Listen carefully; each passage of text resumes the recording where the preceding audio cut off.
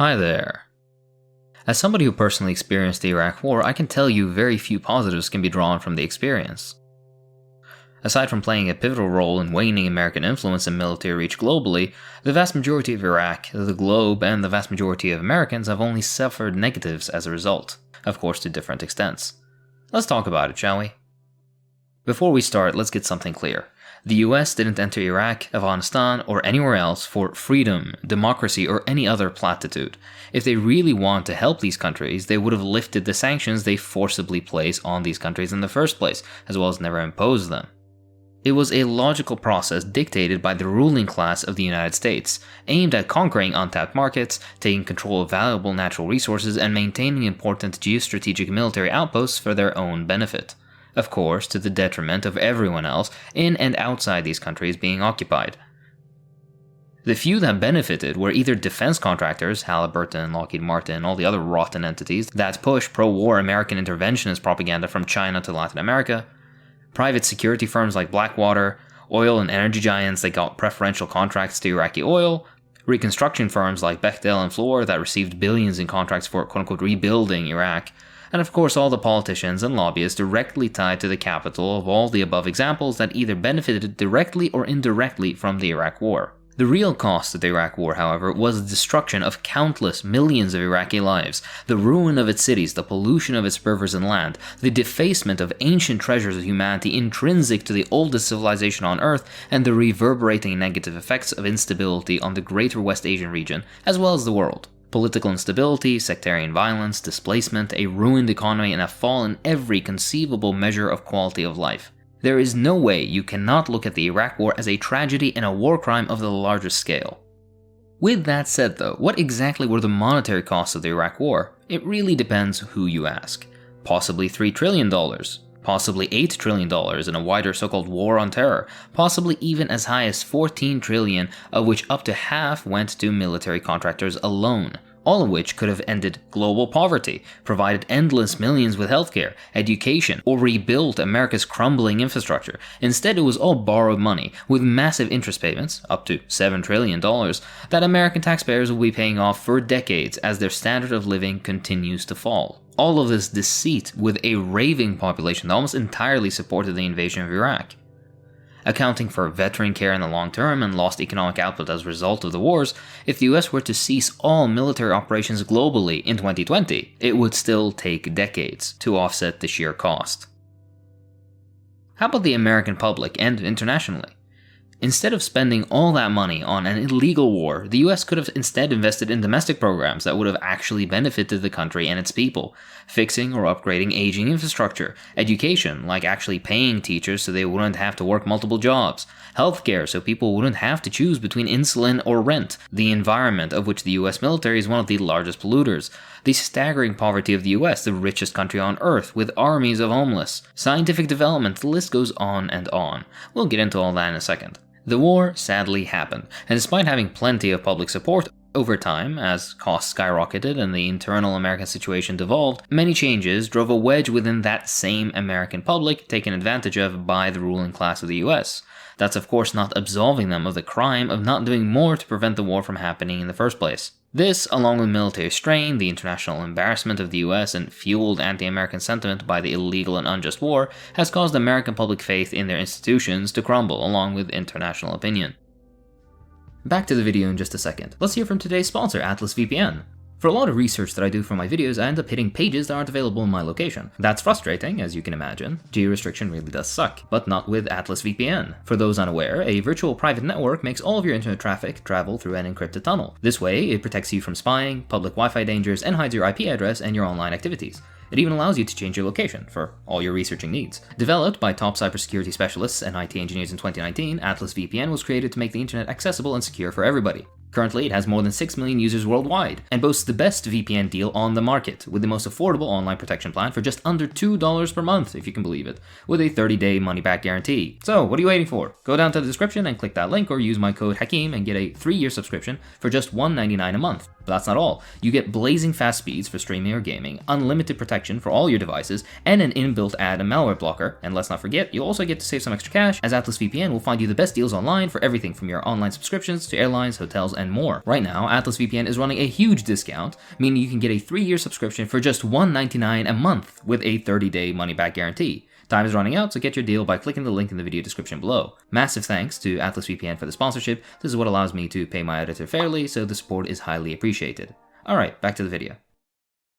The Great Recession of 2008 onwards was likewise both sped up and somewhat dulled by the Iraq War, as the American budget deficit and international global oil market destabilization, which was directly manipulated by oil companies to secure massive profits, raised energy prices, furthering the misery of millions globally. This, of course, caused its own dominoes to fall, amongst which being regional instability with the artificial creation and subsequent support for ISIS within American prisons in Iraq and outside of it, massive disruption of global trade as a result of oil price fluctuations, the loss of confidence American allies in Europe and abroad felt as a result of the American reasons for and handling of the war, massive refugee crises creating one of the largest diasporas to currently exist, and artificial sectarian division that demographically shifted a region of the earth ethnically diverse for millennia. All this waste and global shift, most of it quite negative.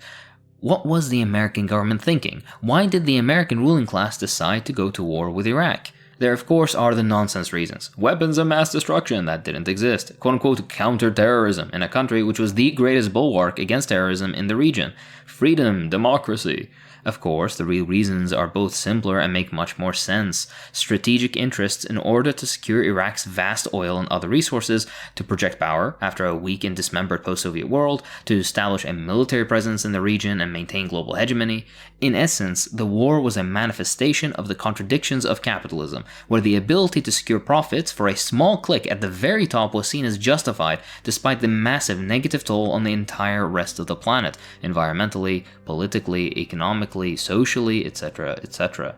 Not only did profits justify the looting of Iraq, but also the massive and bloated expansion of the American military itself, used of course to maintain and secure the geopolitical and strategic interests of the American capitalist class. American minorities and lower income people were the worst off within the US as a result of these decisions. Recruitment at a higher rate than other demographics, massive economic costs at a time when the US was already facing a significant budget deficit, slashing basically every program regular Americans needed and used. Job loss, especially for those working in industries affected by reduced government spending and lower consumer confidence. Income inequality as profits flowed to the absolute richest at an ever faster rate, a housing crisis which led to wild increase in poverty and homelessness.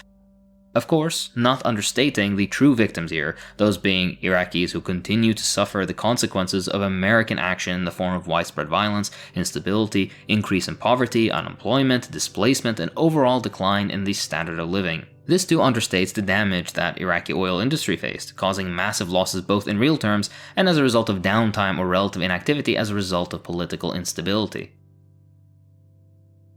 What are the positives that we can derive? A point of pride as an Iraqi is that America's disaster in Iraq crystallized American overreach and the decline of its imperial power. Nothing symbolized crisis of American power and the fragility of its position in the world more than the forced American withdrawal in the face of popular Iraqi resistance and insurgency, to yet again show that imperialists really are paper tigers, to quote our jolly friend. To enumerate some of the changes, a notable loss of credibility, mainly as a result of the US's false claims about the reasons for the Iraq War, as well as their horrible handling of the conflict, in an era where information spreads more easily than, for example, the Vietnam War. Strained relationships both with their allies as well as prospective collaborators in the region, increased anti-American sentiment as if there wasn't enough of that already. Military overreach, limiting future possibilities for the US, as well as decreased overall global standing as more formally quote-unquote friendly nations lose confidence in American leadership. This acceleration and decline was simultaneously met with the rise of a multipolar world, which long-term could reduce events like the Iraq War down the line, with the proof in the pudding being that the first Iraq War didn't occur until the USSR was basically all but illegally dissolved and only happened with Gorbachev's explicit permission. Of course, the sheer cost both monetarily and socially sharpened the contradictions of capitalism within American society by further exacerbating existing social, political, and economic tensions. Real incomes fell, and the total price was carried by the working class. Public services were slashed, social programs defunded, income inequality has risen dramatically as trust in American political institutions falls by the day. Anti-Americanism is more of a norm than ever. All in all, class struggle has intensified, and with that comes a reinvigoration of the left. Since the Iraq War, we've seen an increase in radical activism and political engagement among leftists and anti-war groups, a normalization of criticism of capitalism, an increase in the popularity of alternative narratives or news sources regarding how these events are covered, and a general renewed interest in doing the actual reading. This is of course not forgetting an increased platform for leftist voices challenging dominant narratives on foreign policy and military intervention. What are some of the negatives? The sheer negatives in the scale of human lives cannot be understated, obviously.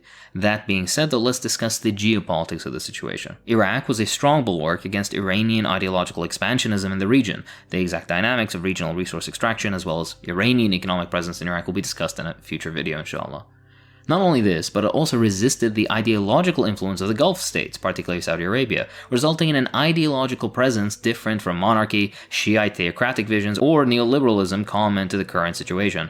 Iraq, too, was a regional threat to the illegal settler colonial military occupation of Palestine, and with the loss of a pan-Arab political dedication in Iraq, so too was funding, equipment, training, and much else lost by the Palestinian resistance in all its forms. The settler colonial occupation too will be discussed in a future video, inshallah. Back to Iran. To enumerate Iranian influence in brief terms, number 1, political influence. Iran has long held ties to various formerly illegal and terroristic political factions within Iraq. Post-invasion, they directly monetarily and militarily supported these organizations and helped pave the way to their domination of Iraqi politics. Number 2, military influence. Iran is currently one of the largest supporters of the current Iraqi government, providing it with military logistics, equipment, commanders, training, as well as direct control over a vast array of both legal and illegal paramilitary and military organizations within Iraq. Number 3, economic influence. In brief terms, Iranian economic support from many organizations favorable to Iranian political aims in Iraq, as well as direct manipulation in the, for example, agricultural and other sectors to favor Iranian production and manufacture over indigenous Iraqi production. Of course, this isn't discounting trade, joint business ventures, investments, etc., etc. And number 4, cultural influence. Finally, the cultural aspect cannot be ignored. Shiite religious influence, especially in regards to official organizations and institutions within the country that the Iranian government uses to further local aims. With all this said, though, what does the future hold in store? American troops are still in Iraq. Why? Iraqis don't want them there. The American public doesn't want them there. No one in the actual international community, not the North American and Western European meme you always see around, want them there. So why are they still there? The bullshit reason is counterterrorism and training a supposed ally in the region. The real reason, of course, is for strategic interest and leverage so that the US can impose its will if the need comes. After all, Americans never leave a place they invade unless they're forcibly kicked out. The current Iraqi government, which in no way represents the will of the Iraqi people, maintains a relationship with the US for their own private interests. You can never underestimate the American propaganda machine, but so far it seems that the financial costs, reduced military readiness overall, less enthusiastic public opinion, a tarnished international image, and general strategic failures of the US during and after the Iraq War has reduced their general ability to carry out similar invasions in the future, and notably the US leadership has switched to a more hands-off drone strike and strategic support for factional allies approach instead, like in Syria. The US is still a nuclear-powered rogue state serving a bourgeoisie hell-bent on profits at any means necessary, hence their recent military and rhetorical build-up against China. All in all, you can't predict the future, but you can always prepare to the best of your ability. In the US, this takes the form of leftist organizing of especially anti-war groups, and genuine public ability to fight back against the warmongering nature of their government. Without an anti-war movement, there can be no socialist movement within the United States. Without a socialist movement, there will be no respite for the American worker. And that's not even mentioning the working classes of the entire rest of the world, who suffer far more under American military, legal, economic, and other forms of power. If you'd like a deeper dive into this revolution thing, check out this video here. That's all for this time. If you enjoy what I do, then please consider supporting me on Patreon. It really does help. I'd like to thank my patrons, so thank you to Preshtale, Will, Edward Hermanto, Venbug, Derek, Joseph Aboud, Banana Man Ultimate, Cole Kai, Justin Burton, Work Balance, Alexander Rago, Snortsky Snorts, Tom Hissey, Phil, Abraham Fejimir Khan, Cassius, Unskilled Hannah, Keen Camu, Halbert, Liam Love, GT Mestek, Mott, Razzle Dazzle, and Brandon B. Thanks for watching.